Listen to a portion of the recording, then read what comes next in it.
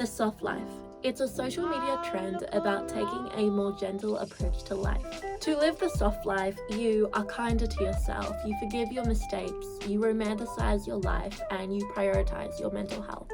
This video will be a defense of the soft life through the lens of social criticism and feminism.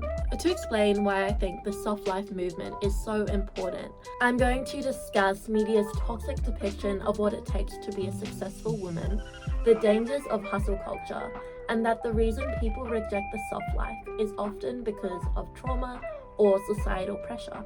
First, the soft life movement fights against the harmful stereotype in media that women need to be cold in order to be successful. It seems like the only women characters who are successful in movies are also presented as cold and have sacrificed their personal relation. Think of The Devil Wears Prada. Miranda Priestly was depicted as cold and unfeeling. Her marriage and also her parenting really crumbled as a result of her workaholic lifestyle. Other examples include Late Night and The Proposal.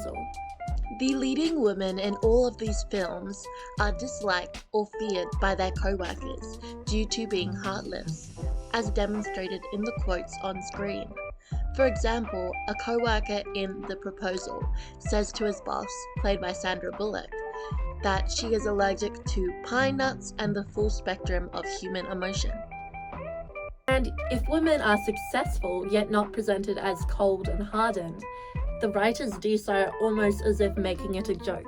Think of Elle Woods in Legally Blonde. It is as though women in media can't have warm, bubbly personalities without it being presented as dumb. It's particularly worrying that most of the interests that are ridiculed are traditionally feminine, like her love for pink.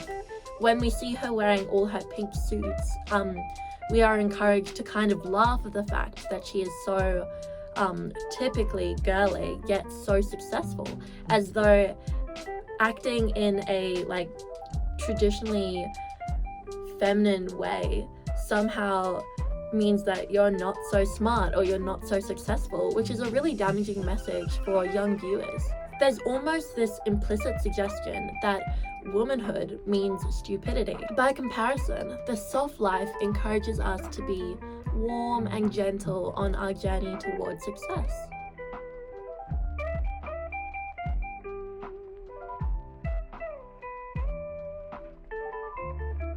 So, the soft life trend fights against this harmful stereotype in media that women need to be cold in order to be successful.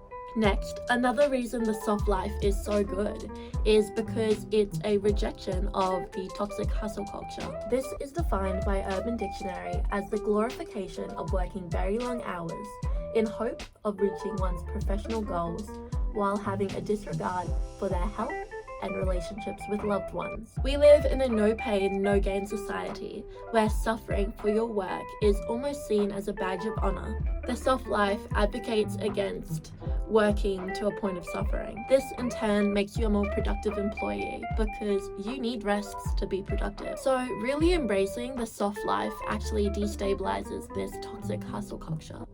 Finally, whilst we're often praised for being so hardened, this is often a product of trauma or societal pressure. We become so hardened as a result of our environment, often as a defense mechanism. It is sometimes because we thought we had to be that way in order to survive or to succeed. Perhaps you could only depend on yourself when you were younger. Or perhaps it is the hustle culture that's pressuring you to be this way. So by praising and rewarding people for being so hardened, society is essentially rewarding a trauma response. This really came to my attention whilst watching Ginny and Georgia, with the season 2 just coming out this week. Georgia ran away as a teen to escape abuse, and she had to be relentless to survive. She couldn't let her emotions get in the way. She became so hardened as a result of trauma. This particular soundbite stuck out to me, where Georgia's teenage daughter Ginny describes her. So I don't think I can actually include the original soundbite because of the background music and copyright laws, so I'm just going to narrate it to you.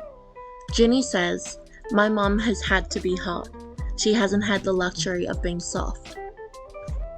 For Georgia, becoming so hardened was a defense mechanism.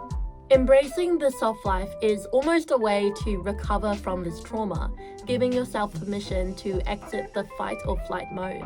Also, the desire to make something of yourself also gets in the way of really embracing the soft life, given media's representation that women need to be so hardened in order to be successful in the workplace. Perhaps you could even argue that the soft life is a practice about going back to appreciating the things that brought you so much wonder and curiosity and happiness before the world taught you to be so cold.